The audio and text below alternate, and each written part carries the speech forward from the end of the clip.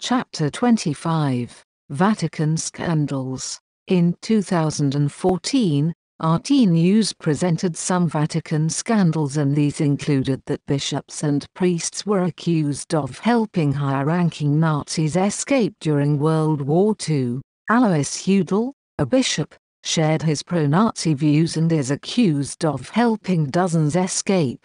Krunoslav, a Croatian priest, also played a similar role. Ludwig Kars, a Roman Catholic priest and German politician who led the Centre Party, Catholic political party, aided Hitler to get votes. The Catholic Bank, Banco Ambrosiano, made a series of unsecured loans to Panamanian shell companies in transaction facilitated by the Vatican Bank. When this bank collapsed in the 1980s, the Vatican denied any working with the group but eventually paid $224 million to creditors. After that, it was discovered that the Catholic Bank was involved in money laundering with Italian gangs, but nobody was arrested. The clergy are not only above the law, they are the law. There are lots of sex scandals that have occurred in the Vatican. Priests that are gay but celibate, priests that engage in gay sexuality, and priests that endorse it in contradiction to their own policies. According to the Catechism, homosexuals are to be treated with respect and compassion. So far, so good.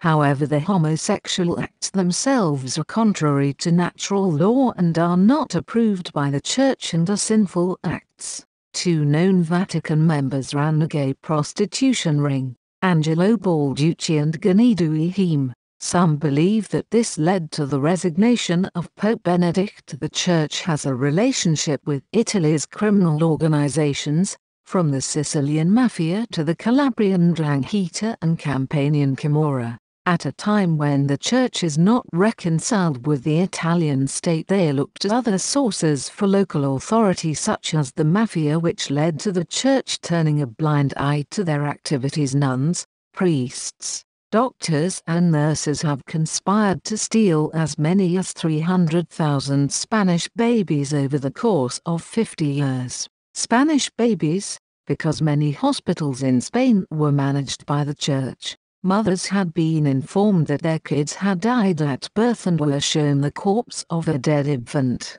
Babies were believed to have been scarified under ritual or sold to approved families for massive sums of money. Sister Maria Gomez was one of the first to be charged. Babies have been sexually molested and sacrificed in satanic rituals, which is the secret religion of the Vatican. The Vatican for decades denied all knowledge of child abuse, but it seems that a Latin document signed by Pope John XXIII in 1962 shows otherwise. The document shows a policy of secrecy in dealing with sexual abuse and recommends victims to take an oath of silence. Those who do not comply are excommunicated.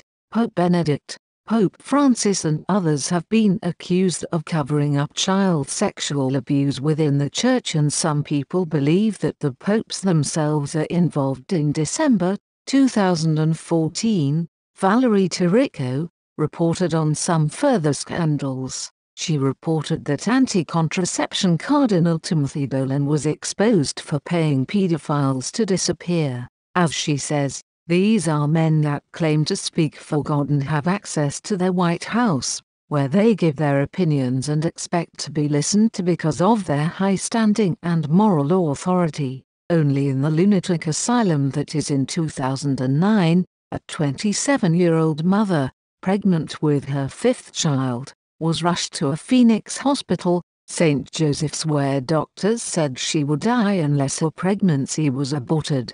The nun in charge approved the emergency procedure and the woman survived.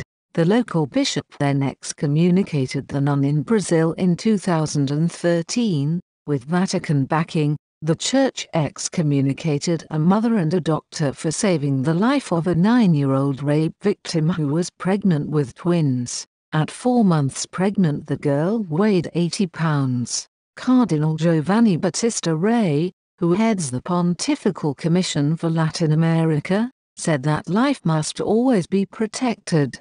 Amazing. Perhaps he can also explain the Church's tradition for war over the last 1,500 years. Then in New York in 2014, a bill that would give child molestation victims more time to file charges was blocked 7 times by the Catholic hierarchy, led by Cardinal Dolan. He said that "We feel this is terribly unjust. We feel it singles out the Church and it would be devastating for the life of the Church." What about the devastation to those lives of those children? Then Cardinal Washington State Legislature approved marriage equality in the spring of 2014, and fundamentalist Christians across the state organized to reverse the legislation. Even though 75% of United States Catholics think that gay marriage or civil union should be legal, Archbishop Peter Sartain decreed that Western Washington parishes under his so-called moral authority should gather signatures for an anti-equality initiative.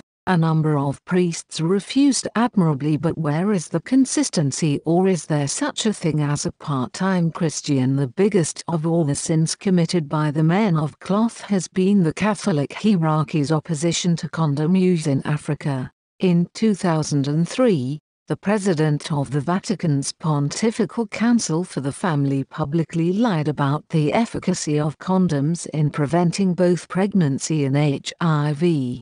The AIDS virus is roughly 450 times smaller than the spermatozoon. The spermatozoon can easily pass through the net that is formed by the condom. The Archbishop of Nairobi told people that condoms were spreading HIV. Some priests told parishioners that condoms were impregnated with the HIV virus. In 2009, John Paul's successor, Benedict, told African Catholics that condoms were wrong and suggested that they were making the epidemic worse.